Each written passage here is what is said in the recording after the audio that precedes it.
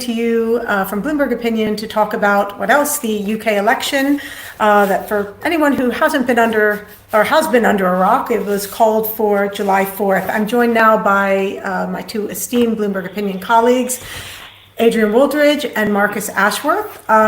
In the last, I think, 4 days, we've had a number of pledges or proposals from Rishi Sunak's Conservatives. The one we wanted to focus on today here is a rather big offer to rejuvenate Tory hopes with a plan for Great British National Service for 18-year-olds. It does feel quite improvised to come up with something like this after 14 years in office.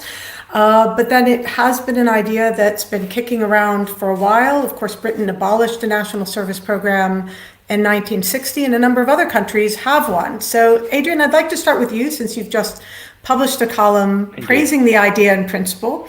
Could you give us a sense, first, I guess, of what problem or problems you think Sunak is trying to solve with this proposal, and then take us through why you think it's, in principle, a good idea?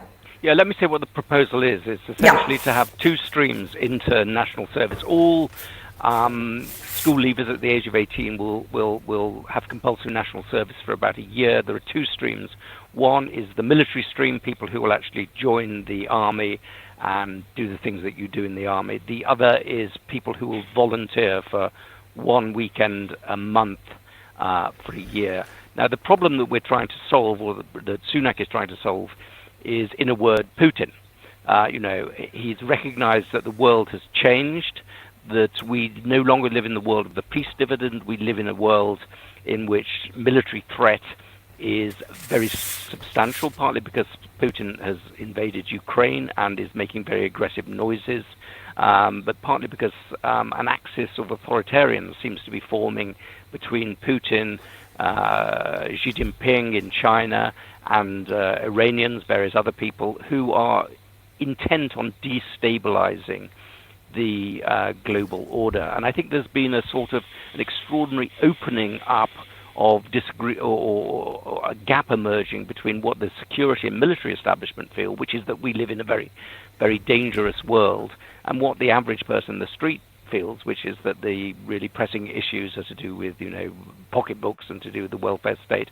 And the idea is to shake people up a bit and to say, look, we live in a very different world from the last 40 years. We need to prepare for that. And preparing for that means partly creating a military cadre or training people for the military, but I think it means engineering a change in opinions. More broadly, war takes place these days on many fronts, not just the military front. It takes place on an informational front, on a cyber warfare front, on the psychological warfare front. And I think the idea is to spread a sort of capability in the population, or a sort of sense in the population, that there are a bunch of people who are on the offensive and who really do want ill for the democracies, and that we need to do something about it. Now, there are other things as well, in terms of providing opportunity, in terms of linking people who might be alienated to wider society. But the essence is preparation for a hostile world. It's interesting. I think, Sunak sold it a little bit more broadly than that, didn't he? He sort of sold it as a vehicle for social cohesion, for skills, almost picking up on some of the rationale that was in a think tank report, the think tank Onward, that actually proposed this, which called Britain's youth, unskilled, unhappy, and unmoored. So he kind of sold it more broadly, and that struck me as, in some ways, not a very conservative idea, especially because he made it mandatory instead of the original proposal, which was for an opt-out. And I guess, there's a very small percentage that will end up going into the military. I think it's 5%, so 30,000, and you get 700,000.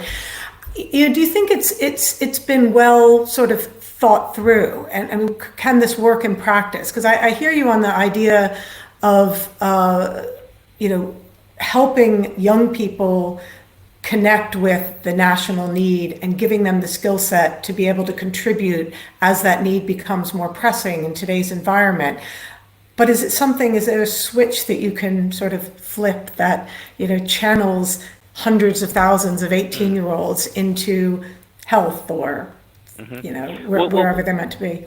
Well, let me address the 2 points you make. First of all, is it a conservative idea or a liberal idea with a small L? Is it compatible with our liberal traditions? And I think it is, in the sense that I think liberalism is no longer just about letting people do their own thing, which was the dominant tradition of the Thatcher, Reagan, neoliberal period. It's about something more than that these days, partly because we do face a military threat in a way that we haven't for a very long time, and partly because we've sort of reached the limits of this neoliberal paradigm, that we have to have a sense of rebonding society, that there are too many people who are alienated, who are cut off from society, and there's too little sense that obligations are also required in this world. And I think that what I admired about Sunak is most people for the last few decades have come out when they're announcing an election and say, this is what we will give you.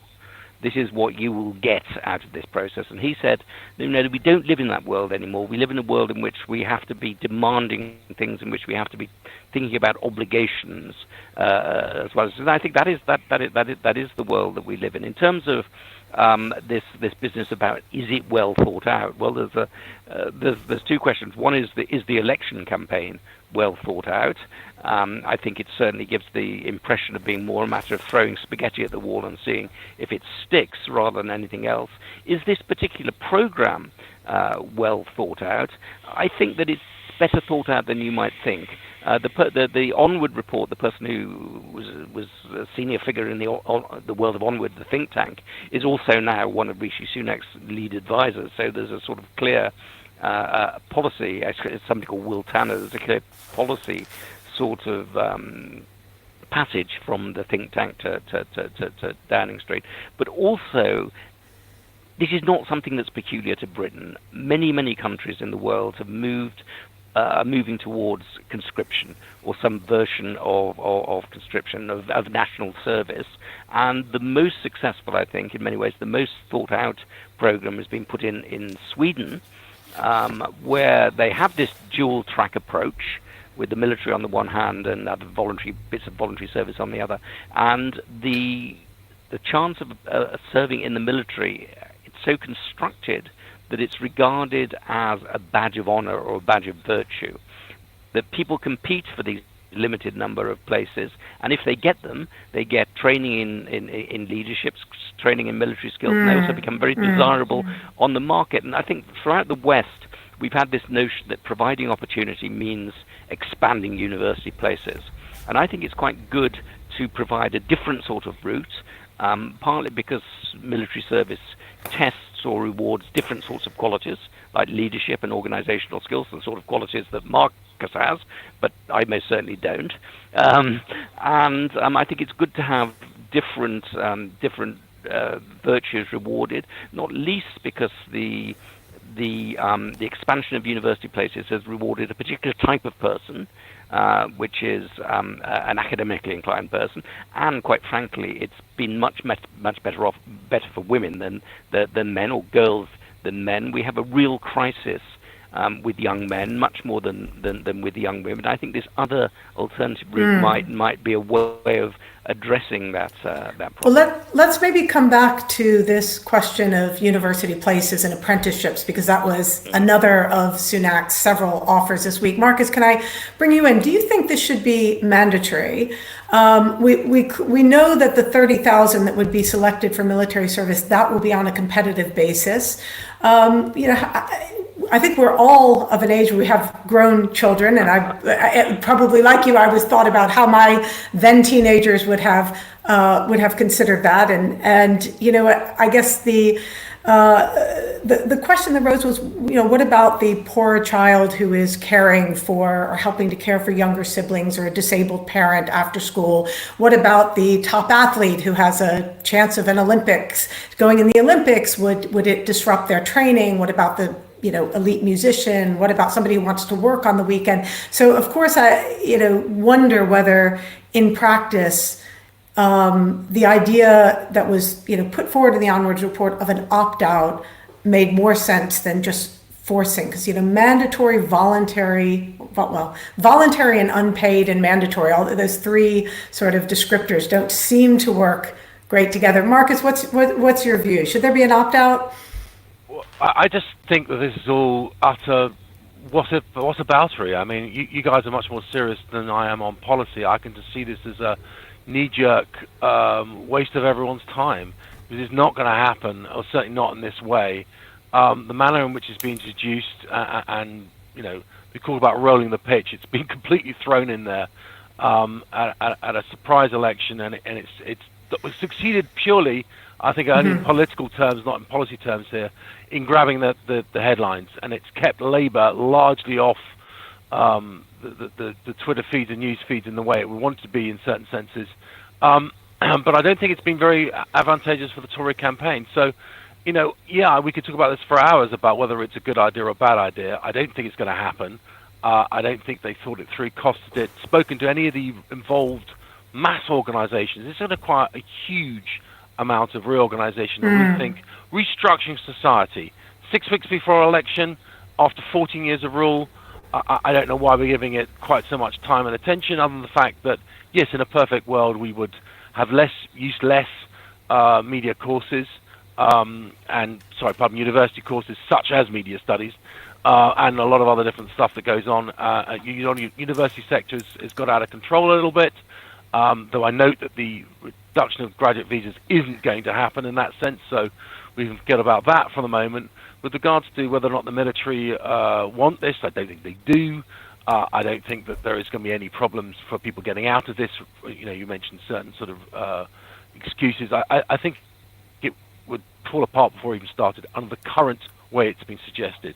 But clearly the Conservatives need something to grab onto, and they're appealing to the older section of society, not only with their pension triple, quadruple plus, but this seeming idea of national service.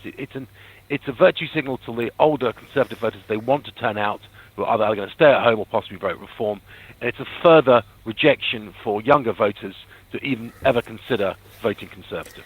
Yeah, and I suppose to your point, Sunak as Chancellor rejected exactly this sort of proposal, didn't he? So he's pivoted on the merits of the idea.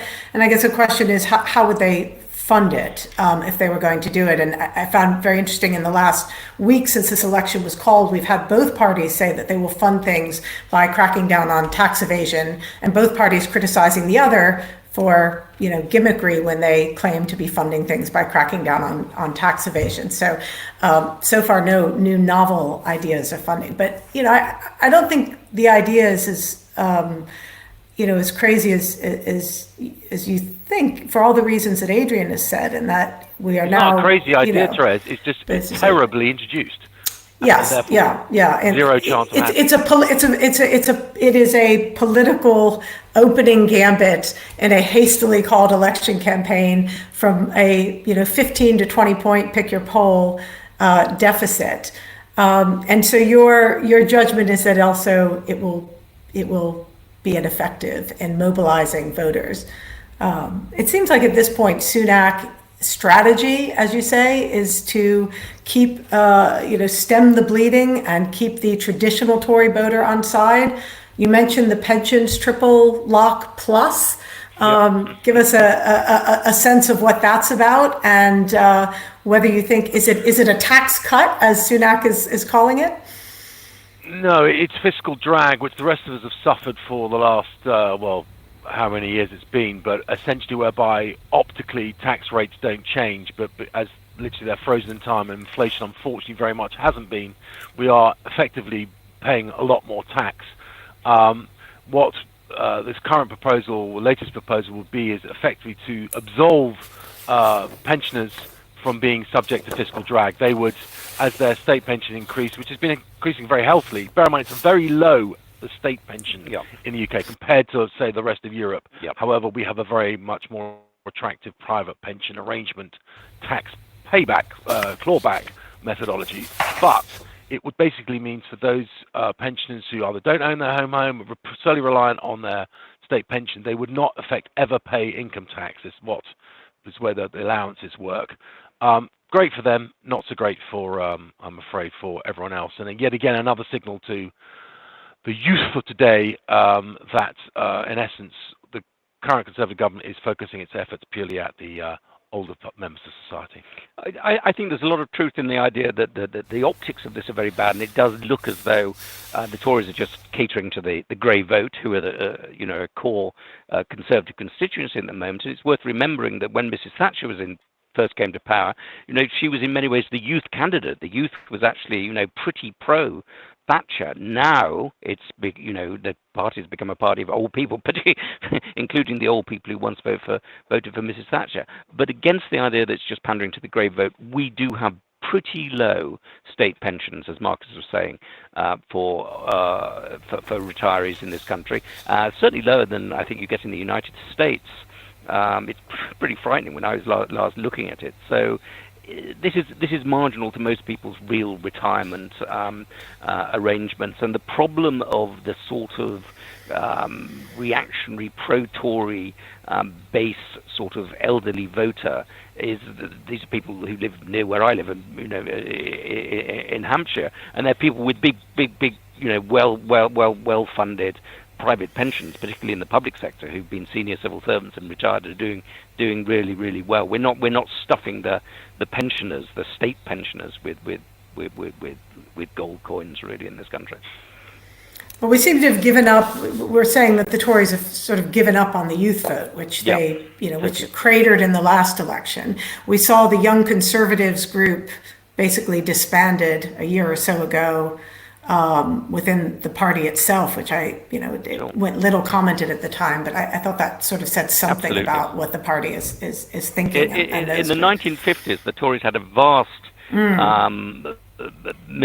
political machine, which had about 3 million members, and a very important part of that was the Young Conservatives, who were the most successful marriage market in the country, who were all about sort of social events and upward social mobility and that sort of thing. It was, and then Mrs. Thatcher, in a strange way, actually revived the young vote by saying that I'd stand for the new world of opportunity and entrepreneurship against the old sort of corporate establishment. And now the Tories don't appeal to anybody who wants to buy a house, who wants to get ahead in the world. They've become the party of elderly incumbents. This is purely a damage limitation strategy. Yeah.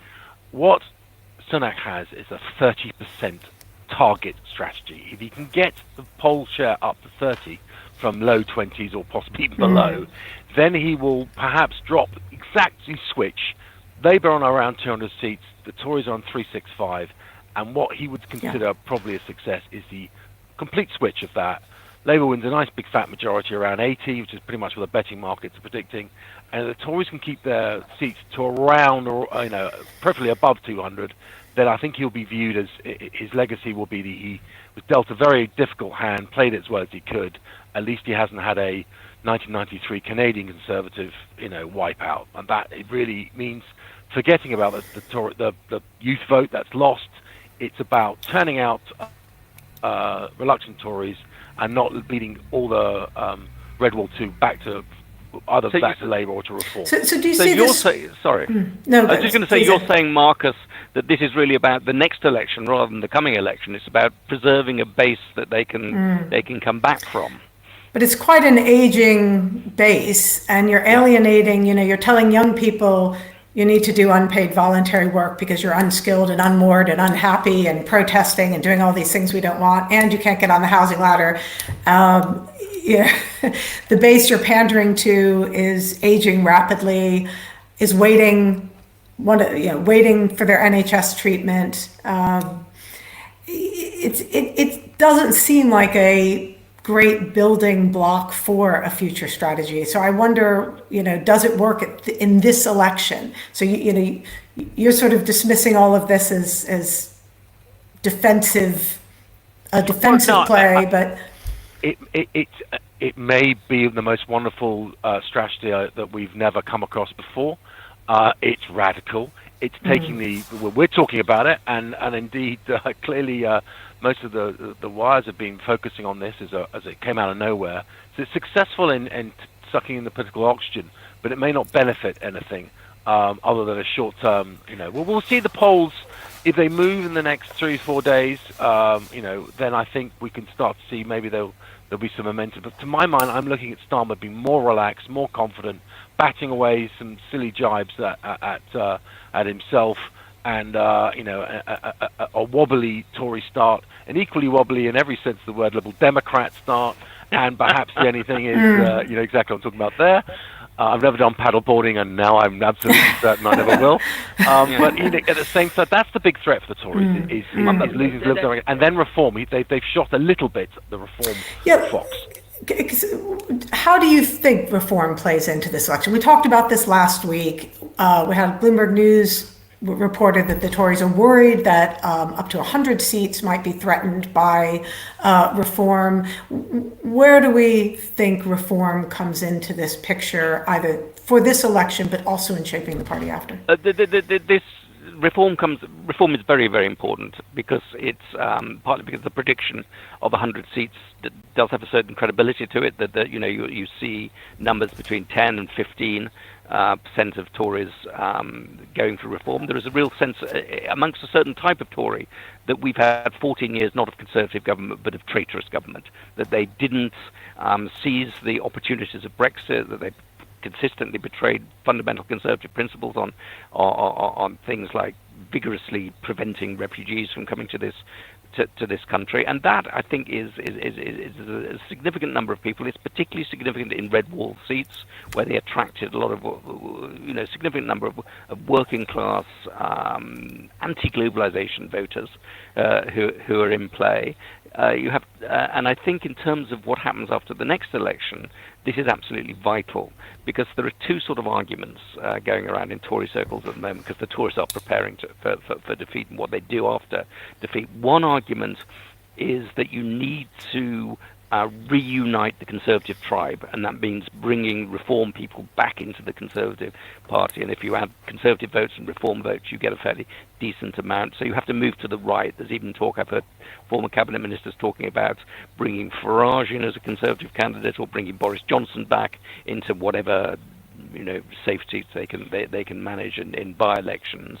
The other argument from the One Nation group of Conservatives, the more moderate Conservatives, is that's exactly wrong and they need to move back to the centre because it's in the centre where the real votes are. And then you have this peculiar situation in British politics that we have a candidate who isn't a candidate, so we have this political figure who doesn't stand for anybody, which is Nigel Farage, this big figure who said, I'm not going to stand for the Reform Party, I'm not going to be associated, but he's nevertheless on the news and front and centre all the time, a non-candidate who is a candidate. And to be clear, in that sense as well.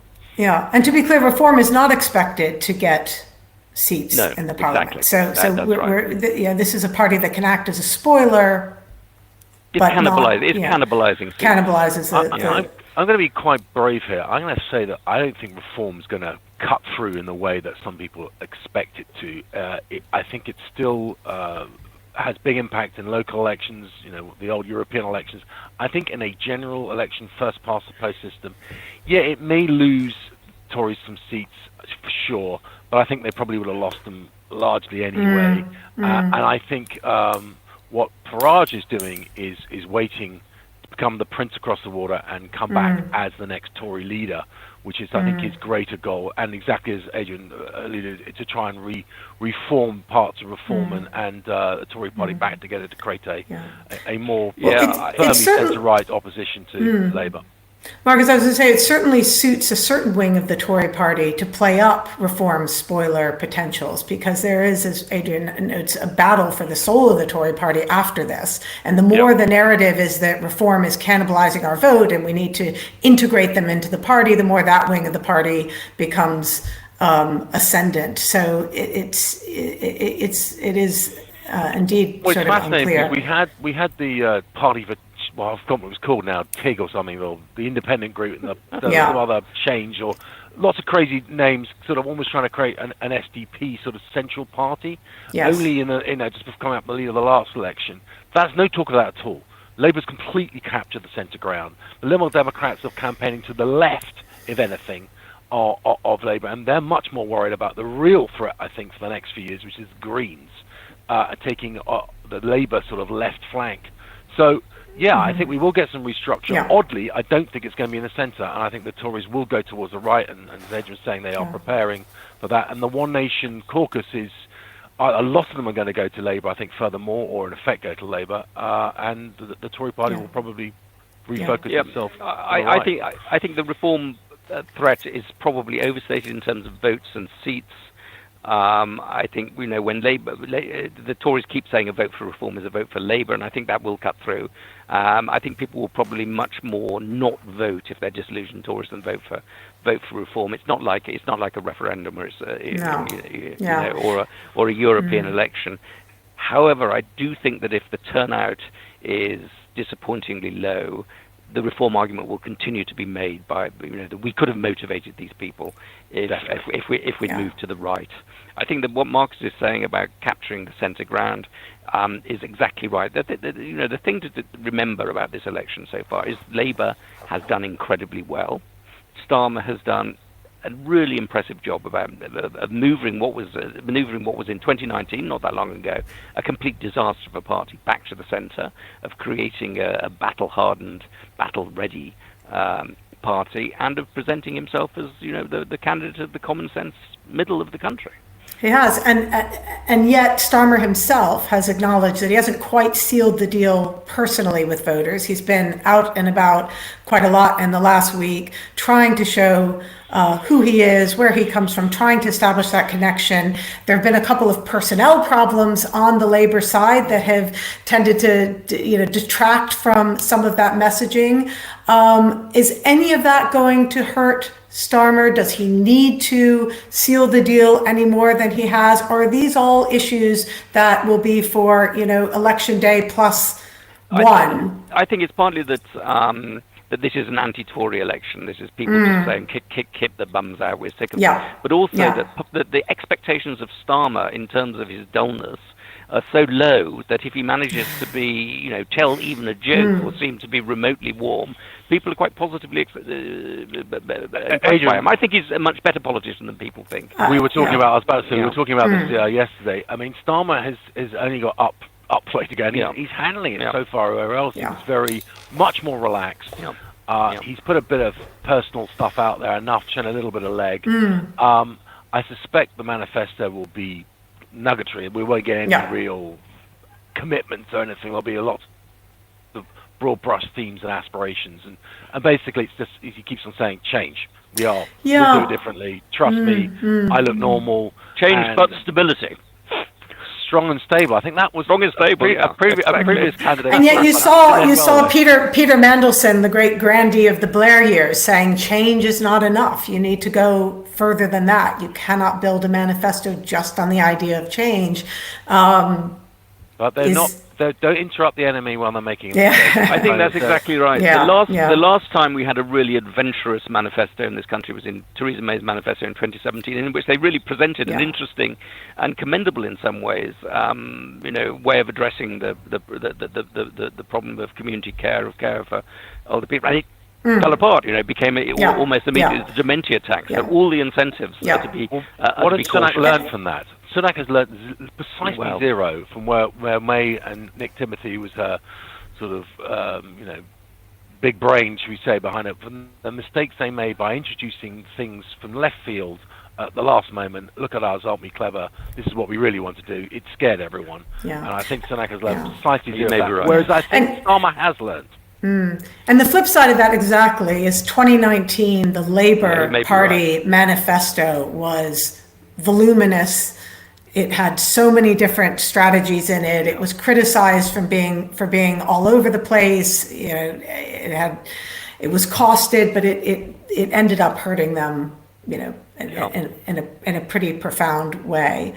Again, though, I sort of partly agree with Marcus that it's better to be strong and stable and safe than to throw out, ideas that I happen to agree with about national service. On the other hand, if you're a party that's made the mess that the Tories have over the last 14 years, it's very hard to say vote for us and stick with the same formula. They have to sort of shake things up a bit in order to be for people to look at them again.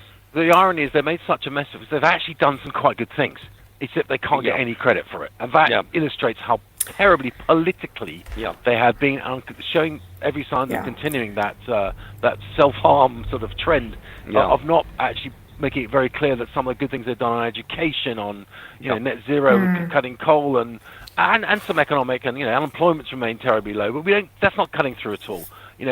Starmer can say, I will cut NHS waiting lists almost by half, and everyone goes, oh, well, no one's had any success doing any of this because of whatever, but we'll believe you on it.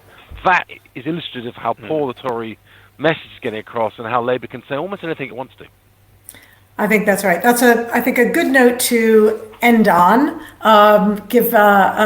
Maybe it gives the Tories a little too much credit for policy rather than but let's stop there. And I think we've established that the national service is potentially a good idea whose time has not come, certainly not under the current government. And let's reconvene in a week or so and see where we are with this campaign. But I guess week one, who's won that week? Final say? Not even not even a contest. It's not even okay, close. So Starmer's won the first week. Polls continue to be right. Thank you both, Adrian and Marcus, for joining. Sorry about the technical glitches we had in the beginning, but hopefully people managed to stay with us. And see you again soon to talk about this a little bit more.